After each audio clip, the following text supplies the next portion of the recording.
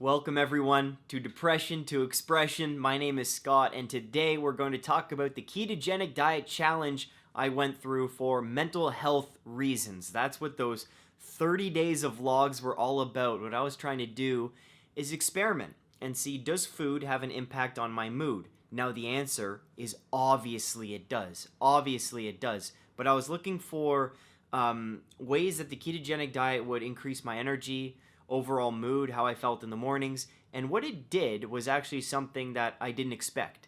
I'm going to talk about 3 things that the ketogenic diet basically cured in 30 days. It's pretty remarkable. And then I'm going to talk about what foods I'm introducing now that I've already introduced and what the effect has been so far. Because if you follow me on Twitter and Instagram and stuff, you know I've been talking about, man, I just want that coffee. I just want a nice old-fashioned plain donut. How about a maple dip? How about a vanilla dip? How about an apple fritter? I was craving some of that stuff, and well, I'm going to tell you what I've introduced and what the effect is. But first, the 3 things. Oh, and also blood test results too. You can check this video out. I was in the hospital because I fell off my bike, and what they do is they take your blood when you're in the hospital, see if everything's a-okay.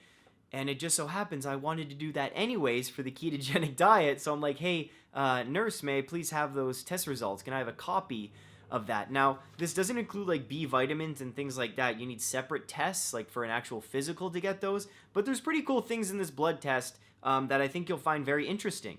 Because the ketogenic diet, man, that's a way different way to eat than I was used to. Like, I was pretty high carb, and when you're doing 70% fat, 20% protein, 10% carb, I was barely doing 10% carb there. It was very, very different, and the blood test actually surprised me. So, you ready? Sit back, relax, take your pants off. If you haven't subscribed, please subscribe. This is a mental health channel, Depression to Expression, where we express ourselves fully, freely, with confidence. All right? Let's do this.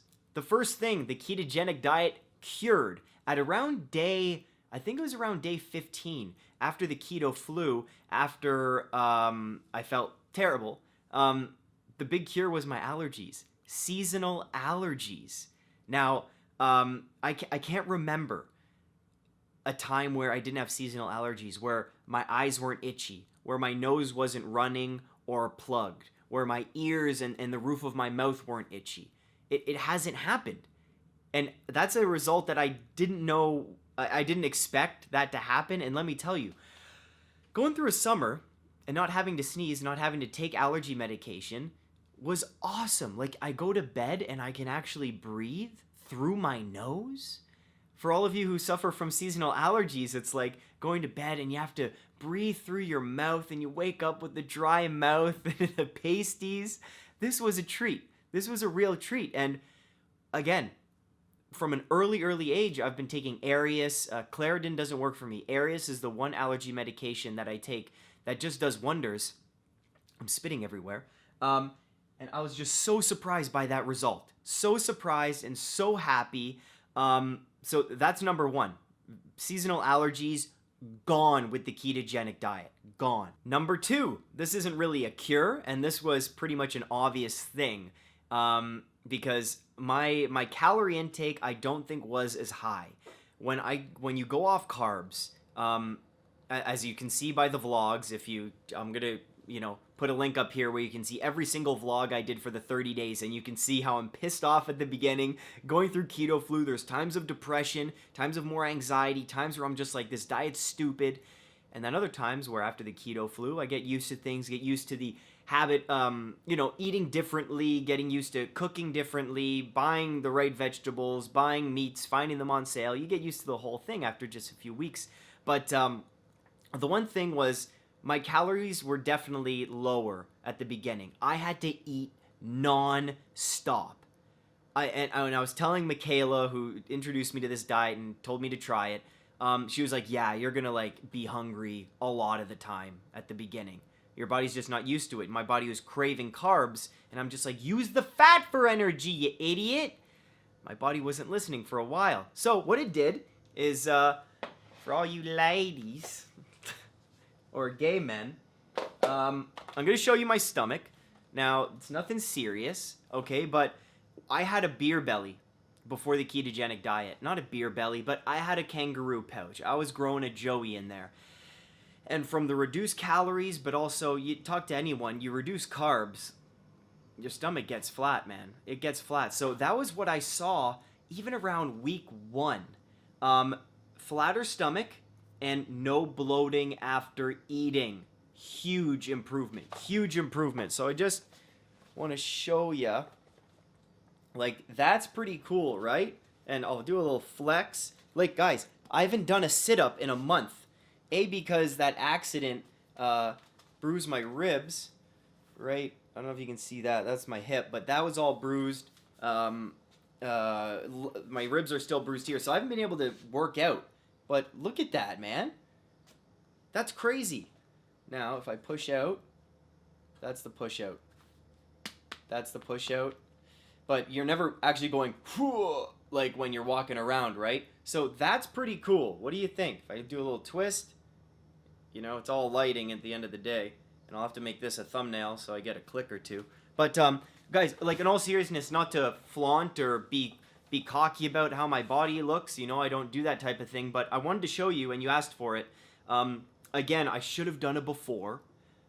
Thinking if I have any pictures of a before. I probably do. But I did lose 10 pounds on the keto diet. And the 10 pounds was honestly in that stomach area. That's where, you know, women get it in the hips. And men get it right in the bellies, right in the lower abdomen. So that was pretty cool. What do you think? That's pretty cool. So we're at no allergies. That's number 1. Awesome. Number 2, belly fat, gonzo. Number 3, headaches. Headaches. Now, here's the tough thing. I got a pillow about a week and a half into the ketogenic diet. A new pillow, a Casper pillow. But I was sleeping at my parents' place. I was sleeping at friends' places. So I had different pillows throughout the month.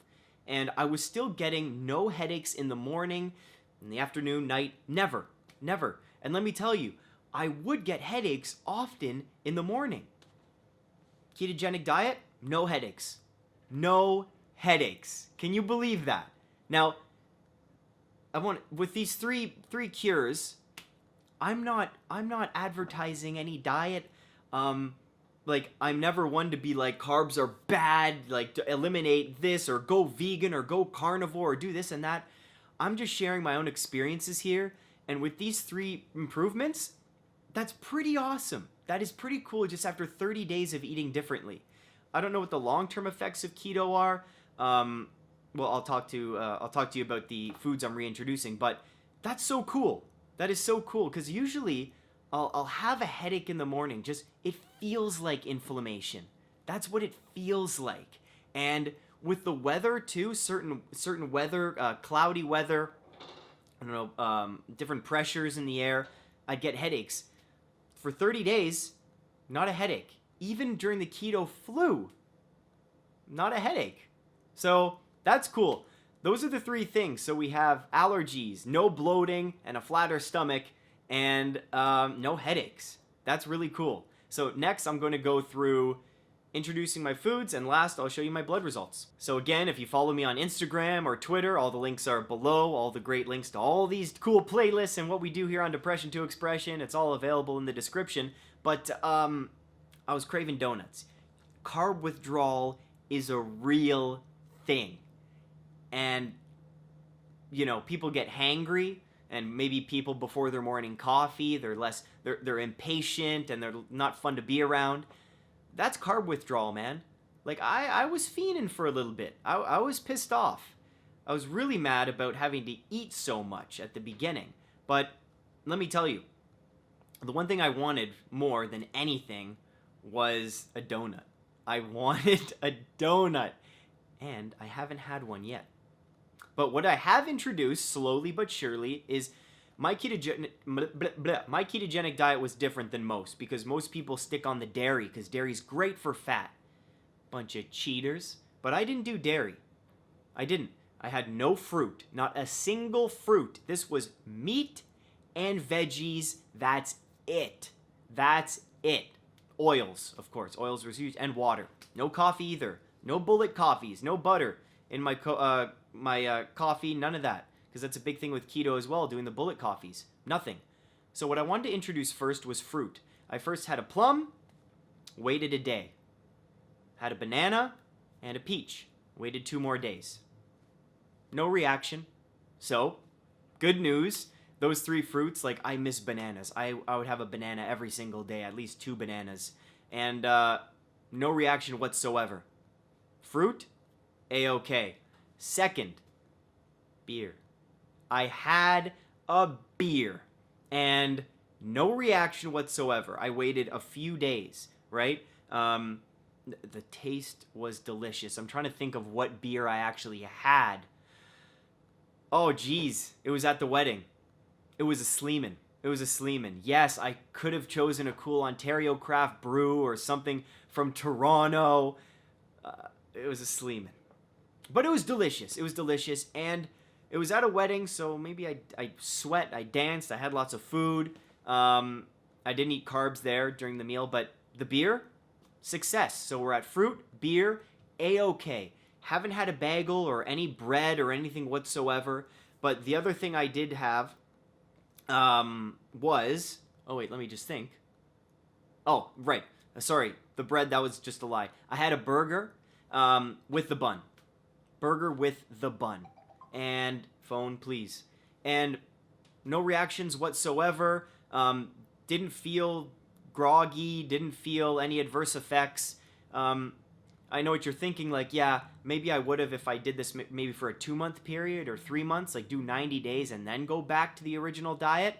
But I was definitely in ketosis, man. Like, oh, it was the best feeling when I woke up one morning and wasn't starving. That happened at around day 26, 27.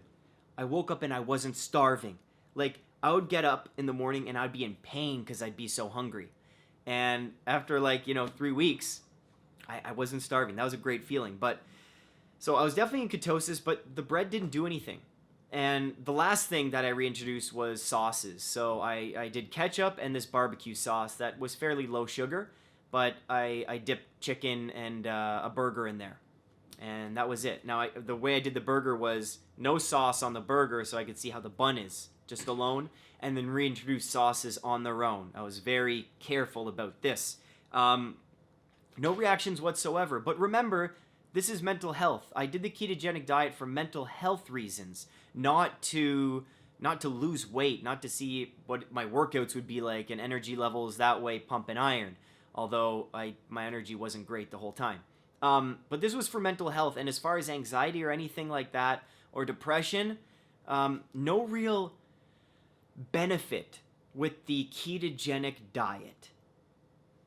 No big benefit. Because I was feeling good from the beginning. Now, as I told you all before, the real test would be going off antidepressants and maintaining the ketogenic diet, and that's something I'm still debating, and I'd appreciate your balanced opinion there, and don't go after me about that. But it's a big decision because I've gone off antidepressants before and I've almost died, and I know the withdrawal effects. It's like, well, if you've gone through that, yeah, I don't need to describe it. So last but not least, this is very uncut. Let's go through the blood results. Now, as I said before, the nurse was nice enough to give me a copy. I'm trying to figure out how to best share this with you guys. They measured sodium, potassium, chloride, total CO2, glucose levels, and creatinine. I believe that's how you say it. Creatinine. So sodium, perfect. And my meals, I added salt on everything. Since with carbs and breads, you're getting a lot of salt that way, you do need to salt your food with the keto. That's one thing I learned. Potassium, on the high end, but right on.